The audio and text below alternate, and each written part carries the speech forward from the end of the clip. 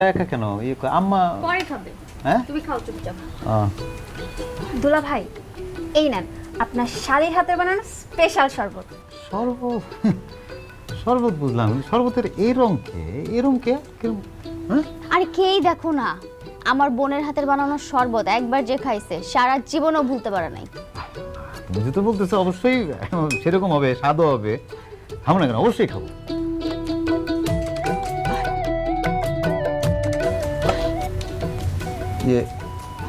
Flavour গন্ধ এরকম কেন, কেমন সবজি সবজি লাগতেছে। সবজিটাও কেমন জানি চিনা চিনা মনে হইতেছে, কিন্তু নামটা মনে আসতেছে না। আই তুমি কি খাবা? না খেলে রেখে দাও। আর না খাওয়ার কি আছে, শালিকে এত শখ করে বানাইছে।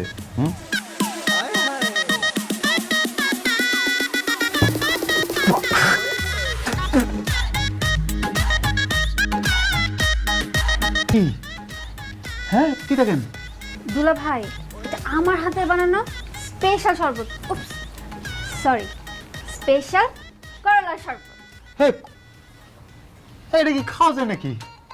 এই পাগলের মতো কি করলো তুমি? ভাই এই করলা জানো তো না, করলা না তো, এই করলা বেশ সোজা জাপান থেকে ইম্পোর্ট করে আনা। আর আমাদের তো বিশাল বাগান আছে, করলা সেই টেস্টি খেতে, একদম টাটকা। আপনি যে কি বলেন না। হ্যাঁ অনেক স্বাদ, অনেক মজা বেশি। আরে তিতা হইতে যাবে কেন? তো করলা তিতা হবে নাকি মিঠে হবে নাকি? ইনপুট করে আনছে, কটা ভাত দিবা নাকি? দিবা না দিবা না? আচ্ছা কিছু দিবা তরকারি? হ্যাঁ দুলা ভাই দিচ্ছি। এটা কি? করলার ভর্তা। হ্যাঁ করলার ভর্তা? এটা ছাড়া অন্য কিছু নাই? হ্যাঁ আছে তো। এটা কি? কেন, করলা ভাজি। করলা ভর্তা করলা ভাজি ছাড়া অন্য কিছু নাই?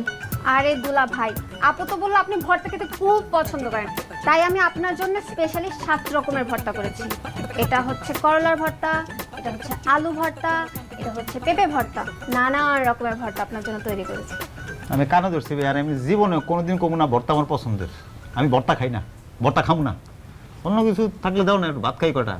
আরে দুলা ভাই আমি আপনার জন্য লাল শাক রান্না করেছি, খেতে অনেক টেস্টি। না আরে কি আশ্চর্য বিষয়, এই ভর্তা শাক সবজি লতা পাতা এগুলো ছাড়া অন্য কিছু রান্না করো নাই? এগুলো কি মাইনসে খায় নাকি? এমন একটা ভাব করতেছে যে শাকসবজি জীবনেও খায় নাই। আমার মাফ করে দাও ভাই, আমার ভুল হয়ে গেছে। তোমাকে এই খাবার খাইলে আমি তো মনে হয় না বেশি দিন বাঁচুম আর। কেন দুলা ভাই, আপনি কি অসুস্থ হয়ে গেছেন? তাহলে তো আপনাকে আরো বেশি বেশি করলা শাকসবজি খাওয়াতে হবে। না না বুঝছি, এগুলো সব তোমাদের খেতে, তোমাদের জমিনের কষ্ট করে এগুলা ক্ষেত থেকে তুলে আইনা রান্না করে আমার প্লেটে দিতেছো কি লেগে? ক্ষেতটা দেখা দাও, এখানে বইয়া চাবাই চাবাই খাই ফেলাই।